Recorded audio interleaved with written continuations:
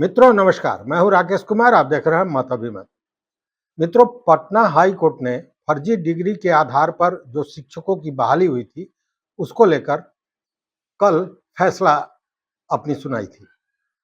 आपको याद होगा, रंजीत पंडित नाम के एक व्यक्ति ने जनहित याचिका दायर की थी और उन्हीं के जनहित याचिका की कल सुनवाई चीफ जस्टिस के विनोद चंद्रन के खंडपीठ में इसकी हुई थी।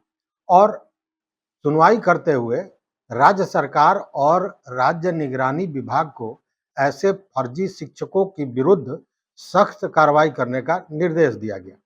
सुनवाई के दौरान जो बातें आई उसमें ये कहा गया कि 73,000 शिक्षकों का फोल्डर अभी तक प्राप्त नहीं हुआ है। आइए विस्तार से इस पूरे मामले को जानते हैं।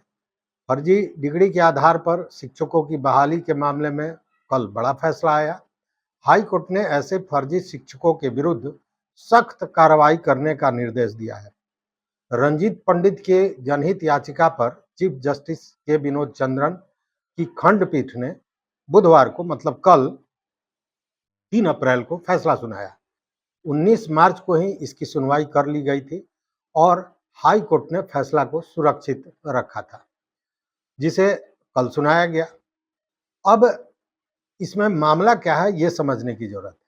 देखिए, सर्व शिक्षा अभियान के तहत केंद्र सरकार ने शिक्षकों की नियुक्ति के लिए फंड दिया था। राज्य के द्वारा 3 स्तरीय पंचायत संस्थानों में शिक्षकों की नियुक्ति होनी थी।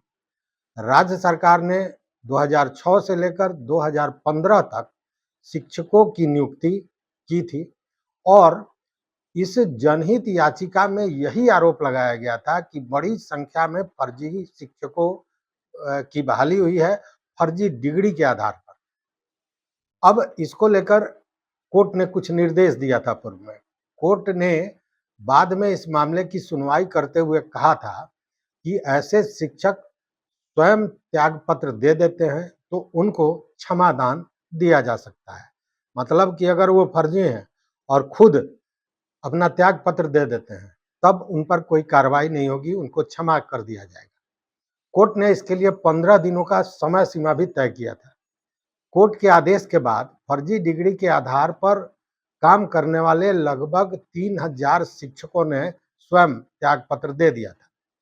बाद में इस मामले की जांच के लिए निगरानी विभाग को दिया गया था, इसलिए कि शिक्षा विभाग इस जांच को कराने में अपने को अक्षम पा रही थी।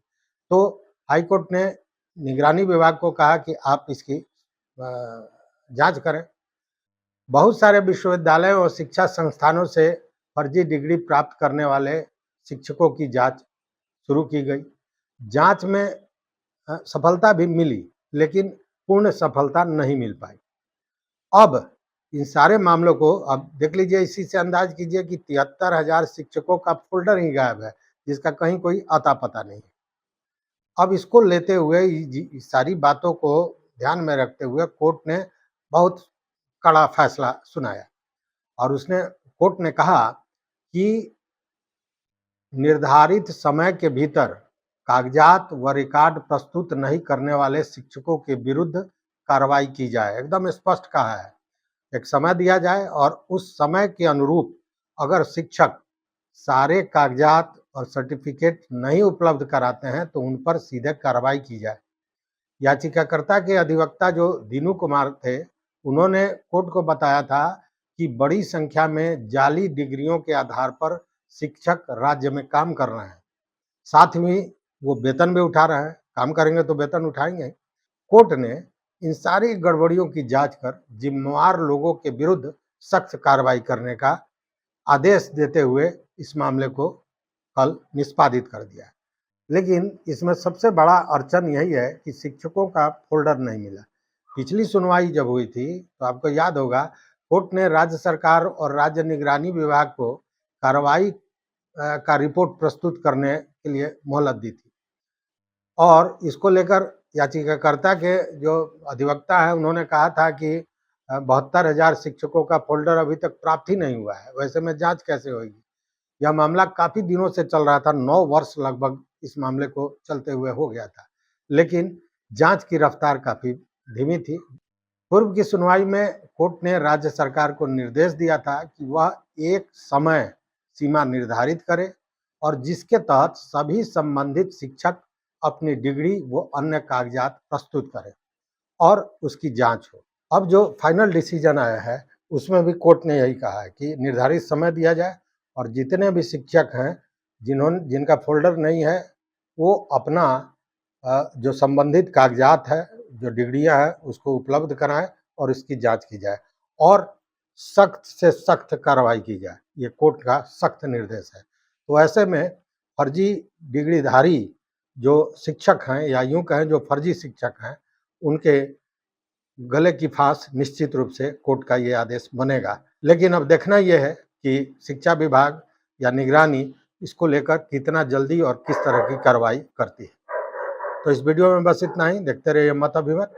चैनल पर नए हो तो सब्सक्राइब करें, लाइक करें, दोस्तों के साथ शेयर करें और इन सारे बिंदुओं पर अपना मत, अपना विचार जरूर दें। क्योंकि याद रखिए यही वो फर्जी शिक्षक हैं जो शिक्षकों के पूरे समाज को कहीं ना कहीं बदनाम करते हैं। समय पर स्कूल नहीं जाना, स्कूल में ढंग से नहीं पढ़ाना, ये सारी जो बातें आती हैं आप देखते होंगे बार बार कि स्कूल में गए और पूछा कि प्रधानमंत्री कौन है और पता नहीं है। तो ये सारी चीज़ें जो है इसी तरह के शिक्षकों के कारण हो रहा है, जिससे पूरा शिक्षक समाज एक तरह से कहें कि बदनामी का दंश झेल रहा है। तो इस पर अपना विचार जरूर दीजिएगा। देखते रहिए मत अभिमत। बहुत बहुत धन्यवाद, कोटिशा आभार।